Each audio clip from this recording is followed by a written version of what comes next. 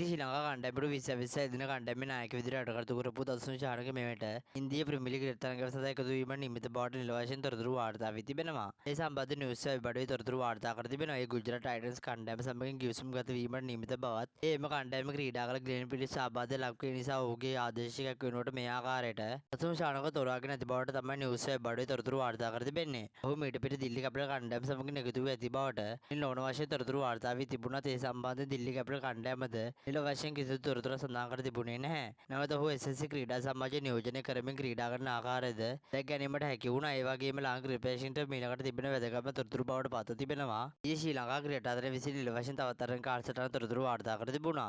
මේ මාස 24 වෙනිදා ආරම්භ වන තරඟාවලිය පිළිබඳ බංග්ලාදේශ කණ්ඩායම සමගින් මේ විදිහට ශ්‍රී ලංකා ක්‍රීඩාතරණ විසින් නිකුත් කර තිබෙන්නේ එක් දින තරඟ 6ක් සහ පුහුණු තරඟ කාලසටහනක්. මේ මාස 24 වෙනිදා පුහුණු තරඟයේද 26 වෙනිදා පළමුවෙනි දින තරඟේ 28 වෙනිදා දෙවැනි දින තරඟේ දෙවැනි දින තරඟේ මේ මාස 30 වෙනිදා ඒ වගේ මේ මාස 3 වෙනිදා 4 වෙනි දින තරඟේ මේ මාස 5 වෙනිදා 5 වෙනි දින තරඟේ සහ තරඟාවලිය අවසන් දින තරඟේ මේ මාස 8 වෙනිදා පැවැත්වෙන නියමිත බවට මේ විදිහට ශ්‍රී ලංකා ක්‍රිකට් ආයතනය විසින් එදින තරඟ 6ක කාලසටහන නිකුත් කර තිබෙන්නේ ශ්‍රී ලංකා 19 පාල කණ්ඩායම සහ බංග්ලාදේශ 19 පාල කණ්ඩායම අතර එදින තරඟාවලිය පිළිබඳ ක්‍රිකට් විස්තර දැන ගැනීමට ක්‍රික්ලෝචා YouTube නාලිකාව සබ්ස්ක්‍රයිබ් කරන්න. ඔයාලා සියලු දෙනාට සුබ දවසක්.